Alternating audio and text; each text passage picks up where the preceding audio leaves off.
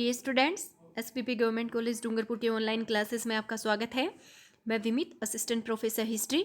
आज हम BA third year history में जो आपका वेस्टर्न वर्ल्ड वाला पेपर है उसमें एक टॉपिक वैज्ञानिक क्रांति के तहत एक गणितज्ञ और खगोलविद कोपरनिकस के बारे में देखेंगे। कोपरनिकस एक महान खगोल शास्त्री व गणितज्ञ जिनका जन्म 1473 ईस्वी में हुआ था और मृत्यु 1543 ईस्वी में हुई थी। उन्होंने ही हीलियोसेंट्रिज्म का मॉडल दिया था, जिसके अनुसार पृथ्वी अंतरिक्ष के केंद्र में नहीं है, बल्कि अंतरिक्ष के केंद्र में यानी ब्रह्मांड के केंद्र में सूर्य है और उसके चारों तरफ पृथ्वी और पृथ्वी जैसे अन्य ग्रह चक्कर लगाते हैं, जबकि चंद्रमा पृथ्वी की परिक्रमा करता है। तो जो अरस्तु का मॉडल था, जो टोल्मी का मॉडल था, जिसमें पृथ्वी को ब्रह्मांड के बीचों बीच माना गया था, उसे संपूर्ण विश्व का स्थिर केंद्र माना गया था, वो अब कोपरनिकस ने नकार दिया था। कोपरनिकस ने, पोलैंड के वैज्ञानिक कोपरनिकस ने लंबे समय तक अपने परिकल्पनों के द्वारा टोल्मी सिद्धांत को झूठा प्रमाणित कर दिया, तो लोगों को तो इस पर विश्वास ही नहीं हुआ। कोपरनिकस ने दृढ़ता से अपनी बात कही कि सूर्य ही हमारी इस ब्रह्मांड के केंद्र में है। चर्च ने कोपरनिकस के इस सिद्धांत को नहीं माना और कोपरनिकस को भी अपने सिद्धांतों का प्रचार करने से रोका। तो कोपरनिकस ने अपनी खोजों को काफी समय तक गोपनीय ही रखा और उन्हें एक पुस्तक का रूप बाद में दिया गया उनके जीवन के अंतिम समय में। उनकी पुस्तक का नाम था डी रिवॉल्यूशन, जिसमें बताया गया था कि पृथ्वी अपने अक्ष पर घूमती हुई एक दिन में चक्कर पूरा करती है और एक साल में सूर्य का चक्कर पूरा करती है। कोपरनिकस ने तारों की स्थिति बताने के लिए भी एक टेबल्स की रचना की, जिसे प्लूटोनिक टेबल कहा गया, जिससे अन्य खगोलविदों को भी अपने अध्ययन के दौरान हेल्प मिली। कोपरनिकस ने अंतरिक्ष के बारे में 7 नियम दिए थे।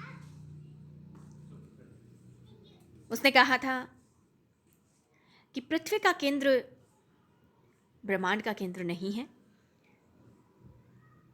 पृथ्वी के चारों तरफ चंद्रमा परिक्रमा करता है और पृथ्वी और उसके जैसे ही और ग्रह सूर्य के चारों तरफ चक्कर लगाते हैं। इस तरह से सूर्य ब्रह्मांड के केंद्र में है। पृथ्वी की सूर्य से दूरी पृथ्वी की आकाश की सीमा से दूरी की तुलना में बहुत कम है। आकाश में जो हम गतियां देख रहे हैं वह दरअसल पृथ्वी की ही गतियां हैं।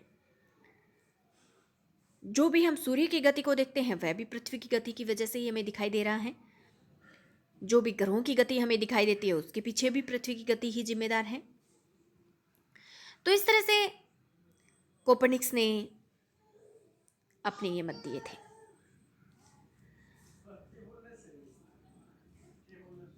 कोपरनिकस ने अपने जो भी ये सिद्धांत दिए उसमें विशेष बात यह है कि उन्होंने किसी बिना प्रकाशिक यंत्र का उपयोग किए अपने इन सिद्धांतों को खोजा था।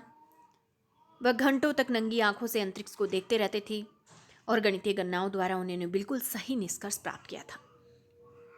बाद में गैलीलियो ने जब अपने दूरदर्शी का यंत्र का आविष्कार किया तब उनके निष्कर्षों की पुष्टि की गई थी।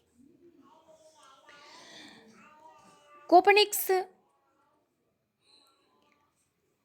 शांत रहे थे और अपने सिद्धांतों को भी उन्होंने चर्च की वजह से ज़्यादा प्रचार प्रसार नहीं किया था। तो ये बात सही है कि कोपरनिकस के विचारों ने उस समय कोई वैज्ञानिक क्रांति नहीं की।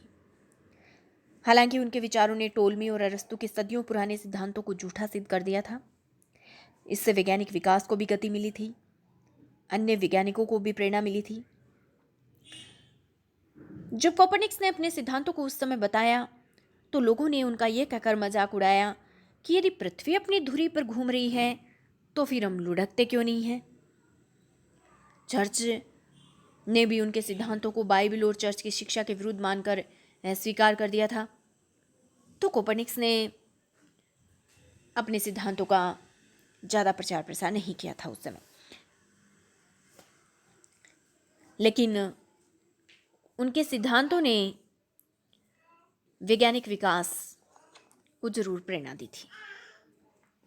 धन्यवाद।